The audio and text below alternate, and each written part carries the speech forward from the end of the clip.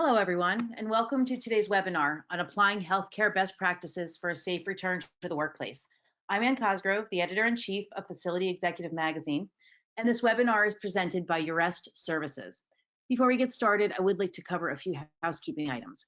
If you're interested in continuing education credits for today, please note you'll receive a certificate of attendance in an email from Facility Executive after this webinar. You can report that to your association for the continuing education credits. Also, the session will include a Q&A discussion after our speaker's presentation today, and we'll look forward to that Q&A discussion at the end. Now I'd like to introduce your speakers today. David Hoagland is president of Urest Services, and Luana Holland Parrish is the National Director of Quality Assurance for Urest Services. David is a facilities management professional with more than 35 years of national and international experience, and he delivers innovative service solutions by addressing clients' operational culture, funding challenges, and management structure. David joined Compass Group in 2004 as the head of facilities management operations in the United Kingdom, and he assumed the role of Urest Services president in October 2018. Urest Services is a facility services provider for the business and industry market under Compass Group North America. David's well-versed in managing teams for fast mobilization and strategies of significant personnel transfer, with a commitment to open communications and transparency, and he understands the implications that health, safety, and environment have on cost efficiencies, employee retention, and quality management services. Your second speaker today is Luana. She is leveraging her 20 years of experience in quality assurance and corporate and regulatory safety compliance to create safe spaces for America's largest employers. For more than a decade, she's worked in pharmaceutical, in laboratory manufacturing settings, overseeing divisions that supported clinical trials for breast and colon cancer research. And today, her clients include corporate offices, technology companies, oil and gas refineries, and pharmaceutical companies developing COVID-19 vaccines. So we're looking forward to a great discussion today, and I'll hand it over to David now. Hi, David. Hi, good afternoon, and thank you to Facility Executive for the opportunity to share some of the best practices that have proven to be successful for our organization over the past year. In terms of our content today, we're looking to cover healthcare best practices, including hospital-grade cleaning, ATP testing as a way to verify cleaning has been effective, and the communication strategies to inform building end users about the health and safety of their workplace. So I'll just share a little bit of background on Urest Services. So Urest Services, we're the corporate facilities management division of Compass Group. And as you see from this slide, Compass Group is the world's leading food and support services organization, with pre-COVID revenues of $32 billion globally. If we just pop to the next slide. Compass Group in North America supports $2.7 billion annually in FM business across three major verticals: healthcare, education, and corporate clients. And it's the corporate clients where Urest Services delivers facilities management services. The cleaning best practices that are trusted by some of the most prestigious healthcare systems in the US have been extended to our corporate clients as a result of COVID-19. Just going to pop to the next slide. Each of the logos on this slide represents a division of Compass Group. Each of them specializes in their unique service lines and clients that they serve. In response to COVID-19, this meant we had in-house specialists to shape our return to work strategy. It was from this group, it was from our healthcare division, Crothall, that I recruited Luana, who's going to speak to you about some of the best practices in more detail. So Luana, I'm going to hand it over to you and Anne. Yes, we do have a poll before we get started, and that will be appearing on your screen in a moment. And we'd like to ask, what's your top return to work concern for your facilities? Is it social distancing, cleanliness, respiratory etiquette? Please choose one, and we will show the results shortly. Thank you. Okay, and here's our results. What's your top return to work concern?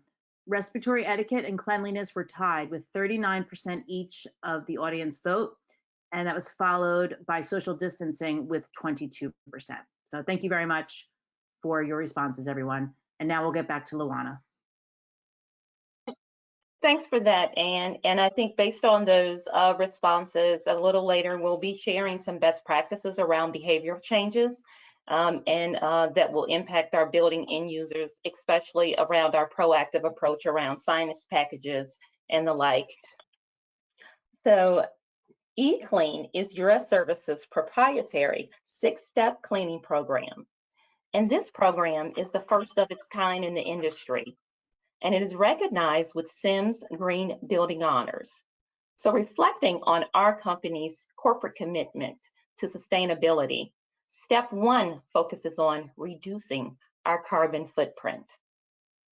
And in response to COVID-19 and the best practices that are coming out of our Compass Group's healthcare division, this entire program has evolved to incorporate hospital-grade cleaning. And so we've leveraged some of those best practices, specifically focusing on the following: chemical efficacy and usage applications, and cleaning validation and testing programs that provide transparent reporting to our clients. Employee safety is always top of mind. So employee training to ensure competencies and safety measures are followed.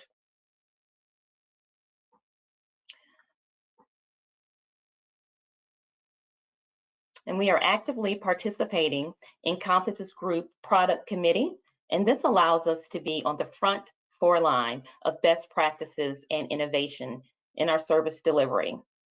So in addition to increasing high-touch surface cleaning, we were able to quickly introduce and implement technologies from healthcare sectors.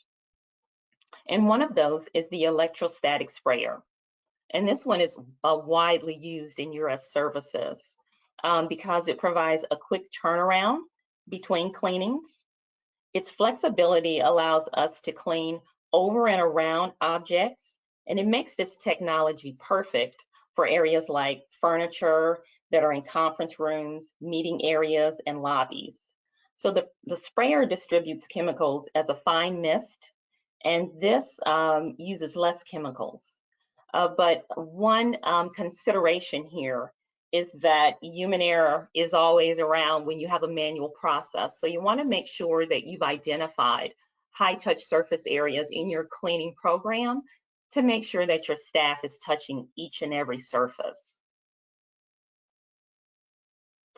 Antimicrobial surface protectors and barriers have also been added to our cleaning program to provide yet an extra layer of protection on our high-touch surface areas, such as handrails, push plates, elevators, and all those items that we find in our facilities. So this product does not replace daily disinfection. So you have to make sure that you continue your daily training, cleaning regimen. And then you want to make sure that you reapply per the manufacturer's instructions. So it's easy to apply, and healthcare has found this to be really credible, and it maintains low ATP levels. So it's a really easy implementation into your cleaning program. Another healthcare technology that we have adopted is the UVC disinfecting products. So these are highly effective in the elimination of pathogens and used in healthcare for several years now. So these units are easily moved around the facility. So although they're large, and some of them, they come in a variety of sizes, but they're easy to move around into a variety of locations. But unlike the electrostatic sprayer, UVC requires more time for repositioning the unit, so that you want to consider how many emitters that you would buy. This is a cost. I would say that this is a cost, but nonetheless, it's very effective. And you also want to consider in your program that you identify core staff that would be using this specialty piece of equipment. And again, they are large, so you want to make sure that you also have a place to store them before introducing them into your facility. So one of the core things that we focus on is all about training. And this is one of our best practices, and it comes, very appreciated from the end user, which is the associate. And associates love these training cards. These cards are durable, they're double-sided and cleanable. And they're a great example of how we've streamlined our cleaning methods. So as you can see there, the safety is a major component, the tools that are required to perform the task, along with what it should look like at the end of it. So very specific details around how to, in this example, how to perform disinfections of a surface. And to continue with safety data sheets, because as we have people come into the buildings and as they return back to work, it's very important that we understand how our chemical usage in the buildings not only impact our employees, but our associates as well. So proper chemical usage is an ongoing training topic, and safety data sheets is at the core of it. And although there's 16 sections to the safety data sheet, we call this the big three. Section 4 that covers first aid, and then section 7 for chemicals, and 8 for personal protective equipment. These SDSs are also incorporated in our standard operating procedures, in our flows and our products, because it's very important to capitalize the safety piece of effective chemicals. And so let's talk about quat binding. And this is not a new phenomenon, but surprisingly enough, it's something that in our industry, we've had to make sure that we've met the mark. So quaternaries are mostly referred to as quats and are used widely in cleaning and disinfecting. So quat binding occurs when a quat or quaternary based disinfectant adheres to a natural fiber. So opposites do not attract in this one. So you want to make sure that you are utilizing cloths that are microfiber, or that has been approved by the manufacturer for the disinfectant that you're using, because natural fibers and cotton cloths will not, and they will interact with your disinfectant's ability to be effective. And if you want more information on quat binding, there's a link here at the bottom right, and this will be available after, the deck will be available after our session. So our teams are out and more visible than ever. And we want to make sure that they are easily identifiable as they perform the essential task of cleaning. So here in this example, you can see how we're utilizing signage. The table tent cards is yet a great, easy way for the end user to identify that their space had been cleaned if they've moved away, or if cleaning has happened overnight, and as well as a door sticker that seals locations like conference rooms. And this will allow you to know that it's safe to enter and it has been cleaned. And at the bottom there, I've decided to add just a great tool that Compass has provided for its associates, and that's a training around COVID hospitality. And at your service in Compass, we always say hospitality is in our DNA. And this training provides our associates with strategies to promote positive interactions, because now that they're so client facing, to be able to have those tools to interact with the client is really important. So as we continue to talk about employees, if you can see the IFMA award there, this is really exciting for us because we were award winners of the IFMA George Graves Award for Facility Management around communication. So our communication tool is a way to engage and educate our frontline managers and associates. And by utilizing this tool, we were able to improve employee retention by 7%.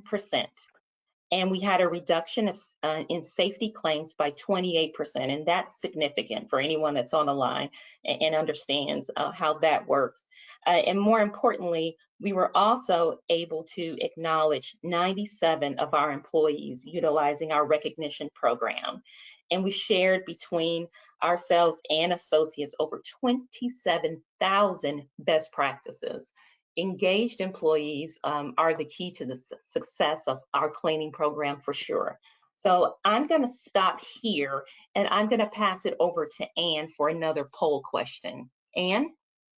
Yes, thank you. And Luana, can you hear me? I can.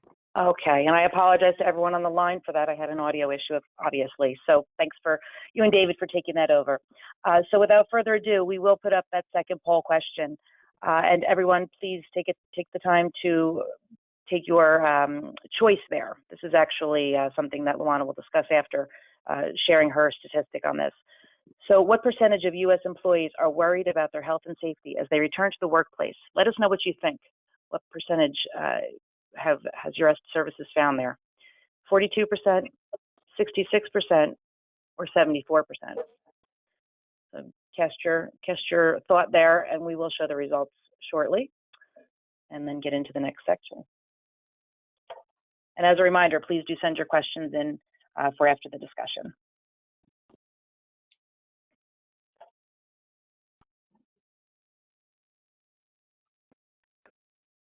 Okay, so 74% chose 48%, nearly half chose that 74% are worried about their health and safety.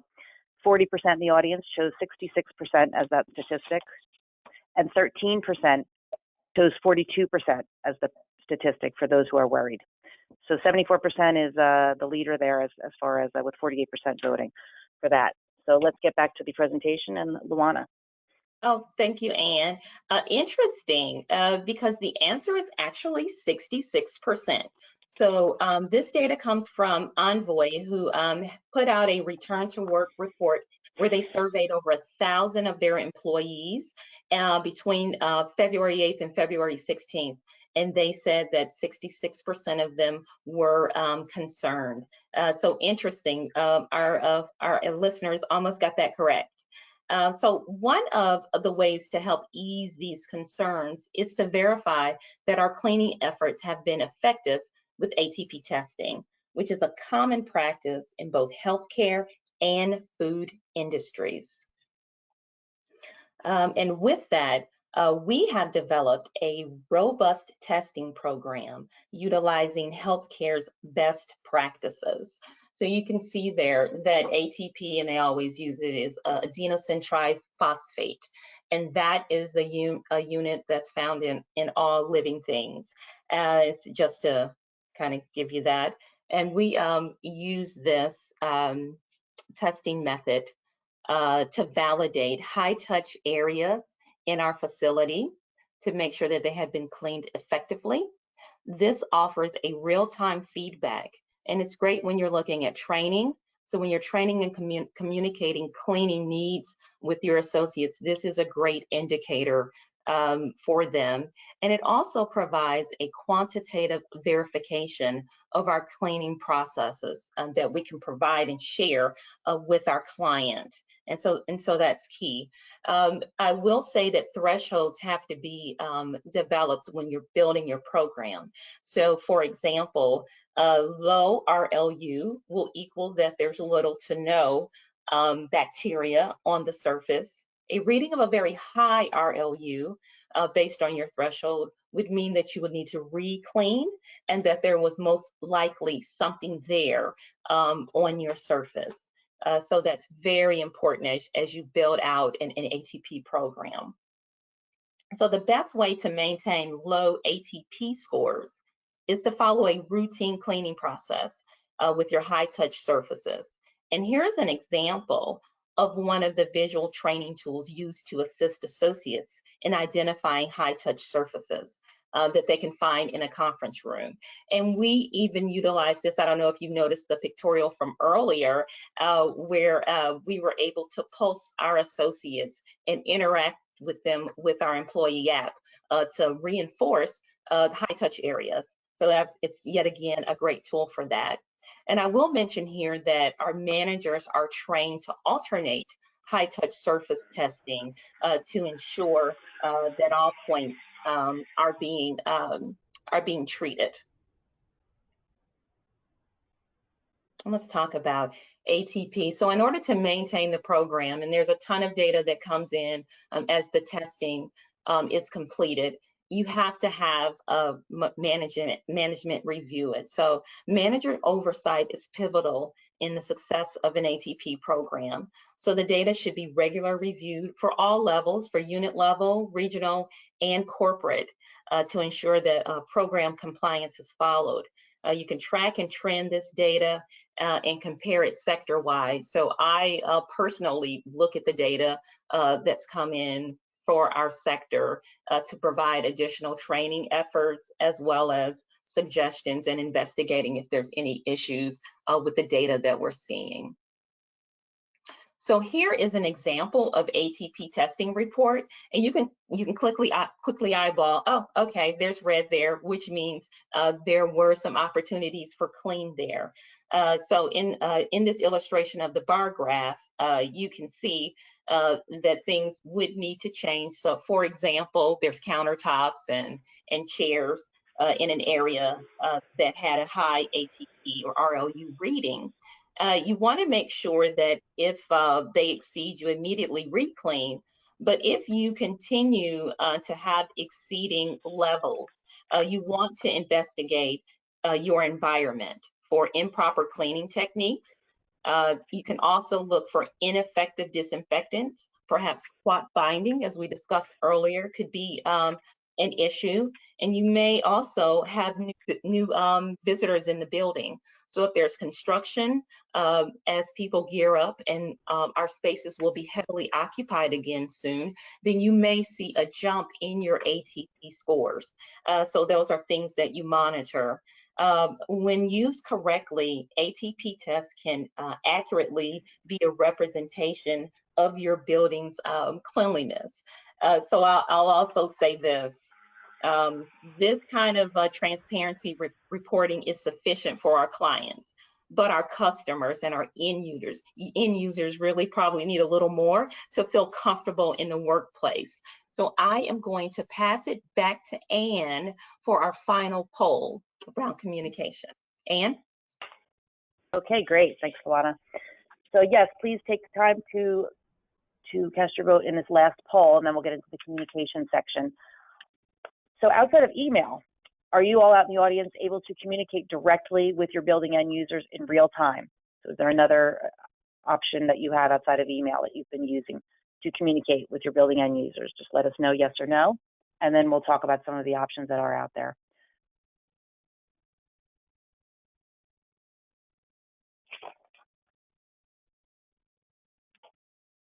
Okay, so let's see. Outside of email, yes, 69% in the audience are able to communicate directly with their building end users in real time outside of email. That's 69%. 31% are not able, do not have an option outside of email. So thank you again for that. And yes, now we'll pass it back to David. David, welcome back. Yeah, thanks, Anne. And you know, our goal is to consistently and proactively communicate with the end users, and we can't always do that by email. And I think that's a great result from that last poll, that 69% of the audience here have that ability to communicate, and it's not via email. We've developed a program which we call eDesk, and this is just another example of a platform that's exclusive to Euroservices that evolved in response to COVID-19. So clients, you know, are taking CDC guidelines, they're taking some of their own procedures and policies, and they were finding difficulty of how do we get those to the end users. But utilizing our app, we were able to build that bridge for them. You know, the app brings all of the existing workplace technology solutions into one dashboard that's branded for each individual client, with its content unique by location. So it doesn't matter if it's a client-based piece of software maybe it's like room booking or car park spaces. We can utilize the app to bring all of that data in to one app with one sign-on. Even from home, our customers can view the social media, view the social distancing signage, the cleaning schedules that are in place at their office. Before arriving on site, a building user can kind of book their hotel space if they're used to hot desking. They can book a meeting. They can book a meeting room. They can order the catering for that meeting room. They can even request extra hand sanitizer to be available before their guests arrive. It's also another way for us to communicate policies and procedure changes in real time. We all know that CDC and their recommendations are changing rapidly and regularly. So this gives us the chance to do this in real time with our customers.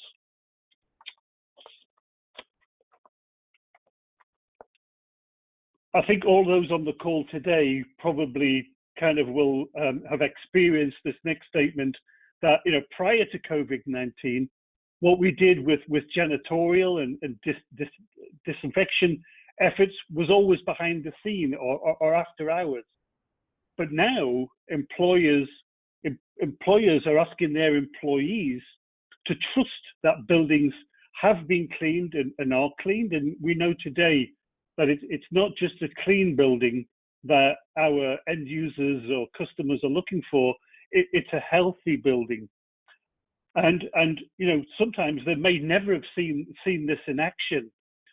For that reason, a third party validating the health and safety of a space can be very effective and a way that we can build trust with those building users.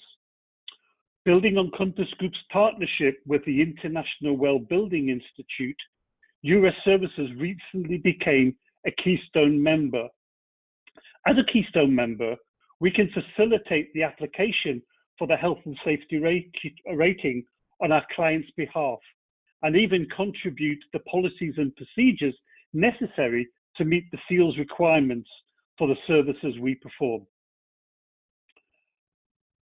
I think a lot of you will have seen the adverts on TV. The IWBI has invested in a robust customer education campaign featuring well-known celebrities. Now, I know I see it regularly on TV, particularly on CNBC is where I think I've seen it the most. And the reason they're doing this is to really educate the public about this new seal.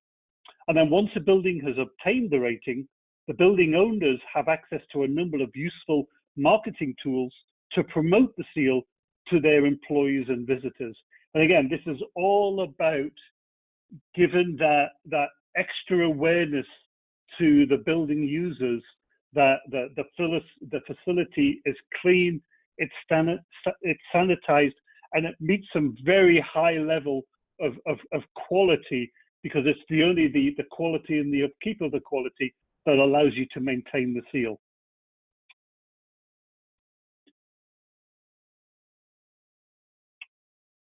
Another area where we're trying to create this kind of uniqueness for the end users is that we've been piloting and have recently deployed across a number of client properties the use of QR codes. So we deploy these around the facility, and really it serves a dual purpose. One is that operationally, our janitorial staff, when they enter the space that they are going to undertake their cleaning, that they can check in by using a device. We generally use iPods, but the janitorial team, they can check in to say that they've moved into that space to clean it. They can carry out all of their activities in that space, and then when it's finished, they can check out. And again, as we know what the rotation is. We know how long that space will stay in its condition before it has to be re-cleaned again. So it actually gives us a timestamp in, a timestamp out, and a timestamp from when it has to be re-cleaned again. And this is the part of the other kind of dual use. Sorry, if you could just go back to that last slide while I finish. Thanks, Luana. So this is that other part of the dual use, because not only do our janitorial staff get the option to check in, also an end user can scan the QR code and it will tell them right there on their phone when that room was last sanitized. Is it still within the parameters of the chemicals and everything else that's been used in the room for their efficacy? Is it still within that time? So when's it due to be cleaned again? And that then builds on their confidence to be able to use that space. They can also use that QR code to actually request a service. Let's say it's a meeting room and somebody's had catering, and it's still the leftovers are still there. Well, then they can use that QR code to request that service for it to be picked up. So your next slide. I think one huge challenge and what's going to be very different as people are starting to come back into the office is how we support our clients with behavioral change. With hospital grade cleaning, it must be met with a behavior change to keep everyone safe from the spread of contagious illnesses. Whilst hand washing, coughing etiquette and social distancing are very important, there is going to be a significant increase in the use of hand sanitization across the building. And really, this is another one of those best practices that comes out of the healthcare business, particularly during cold and flu season. So to support our clients, we've created a robust signage package that our facilities managers can customize and print on site. And again, these are available in multiple languages.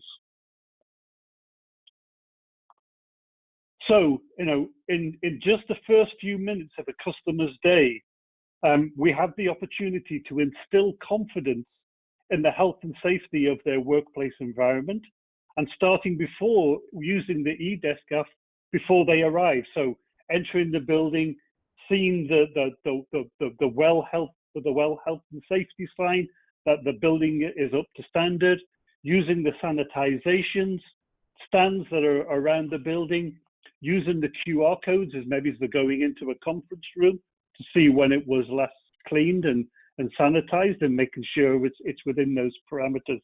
So really using all of these areas of communication to ensure that we give that level of comfort to the end users, the building users, that the space is safe for them.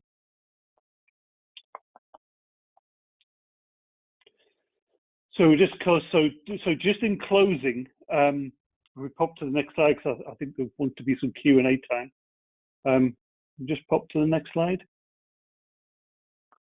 So I guess a rhetorical question, but what's changed since COVID-19? And I think the answer is everything. I think there's been so much change, and I actually think there's a significant amount of change still to come as more and more clients reopen their facilities and look to meet the challenges that are set by the building users. So, in my view, everything's changed since COVID-19. So just, here at US Services, we offer around probably 70 different service lines to clients. And there isn't one of these that has had some level of involvement during this pandemic. And again, this is going to continue as the comeback to work for clients happens.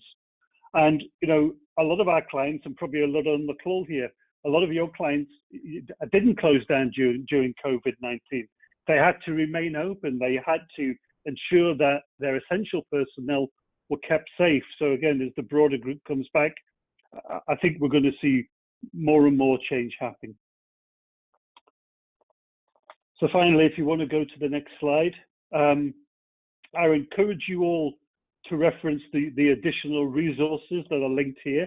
I think at the end of this presentation, maybe it's later today, tomorrow, you'll get a copy of this presentation.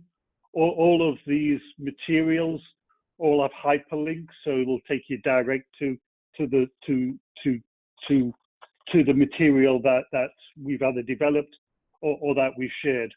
And then finally, for the final slide, follow us.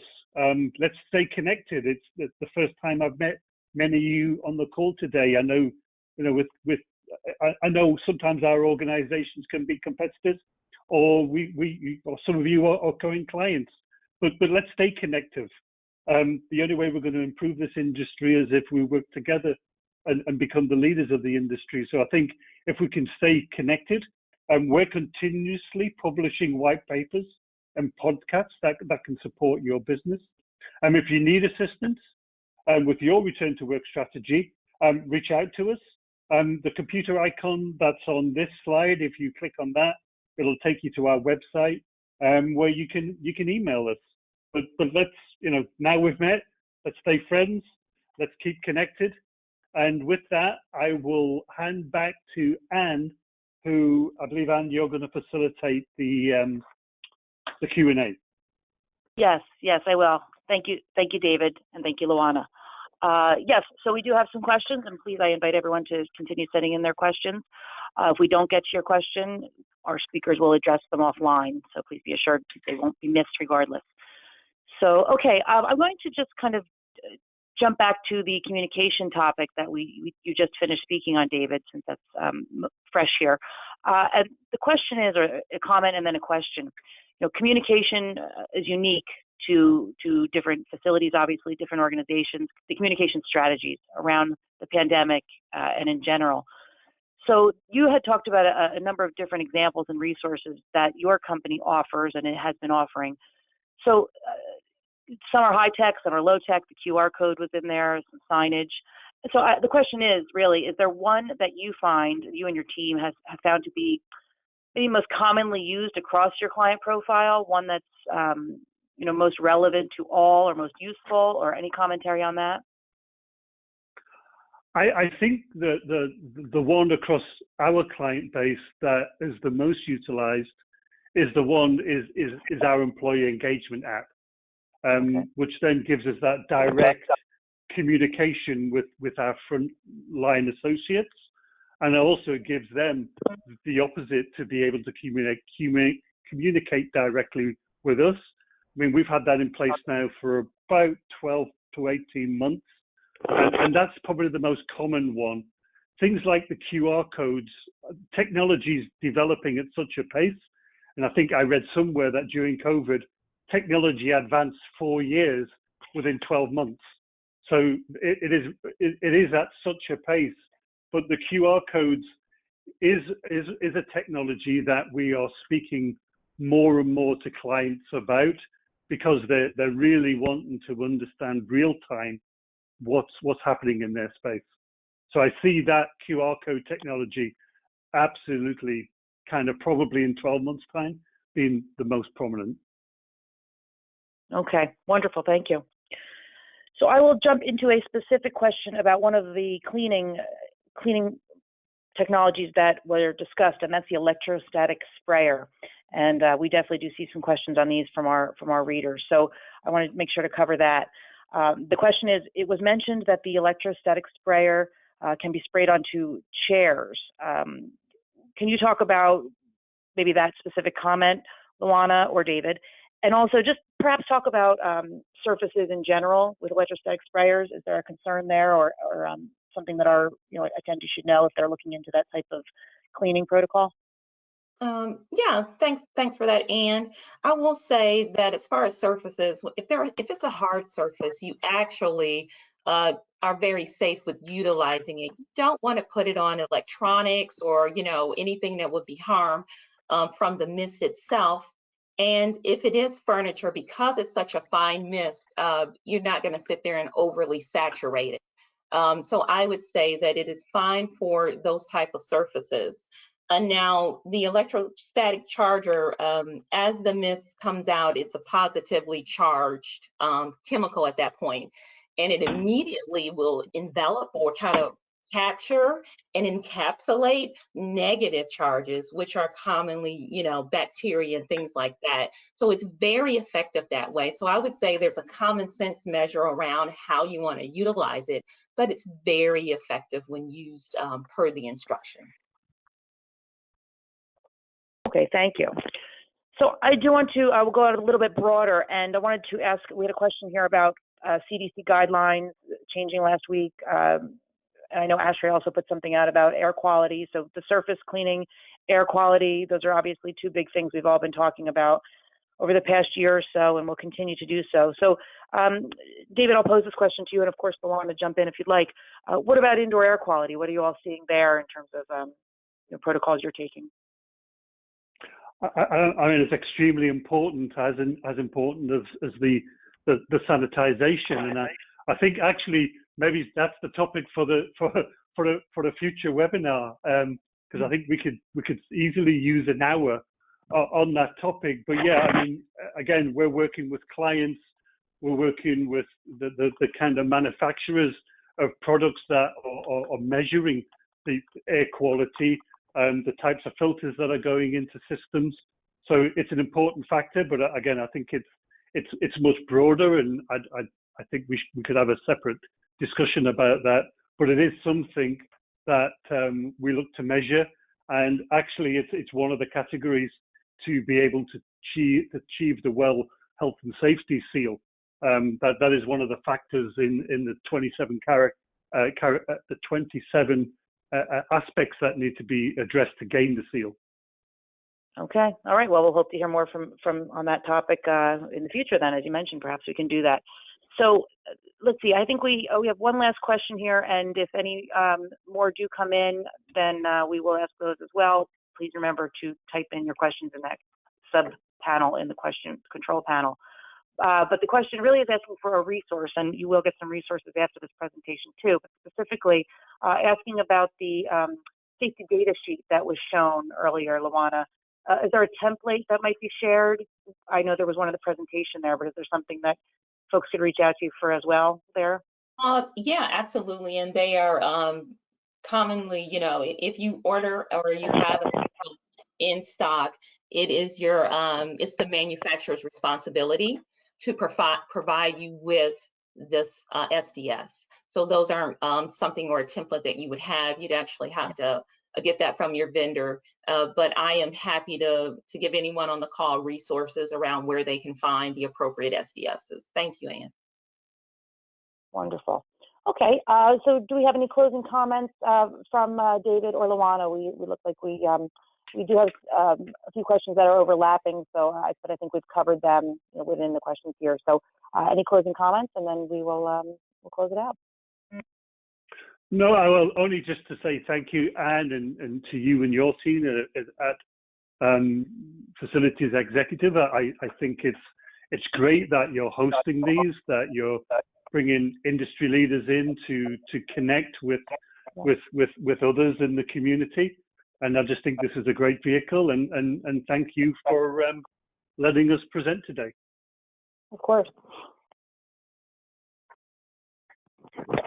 So then I do want to thank you again, David and Luana, and to URest Services for presenting the webinar with us, and of course to our audience for attending and for your questions. If your specific question didn't get addressed, please be assured it will be addressed offline. And I also want to let you know a recording will be made available on our website, facilityexecutive.com. If you'd like to re-listen to this presentation, it will also be on the URest Services website, and that's urestservices.us. Of course, you can also access through one of those connections that David had mentioned out that you see on the screen here. Also look out for an email with the presentation here. We did get some requests for that. And as the speakers had mentioned, there will be, I believe it's two or several download links where you can get further resources within that presentation by downloading. So take a look at that when it comes in. Again, thank you so much, David. Thank you, Luana, and have a great afternoon. Thank you, everybody.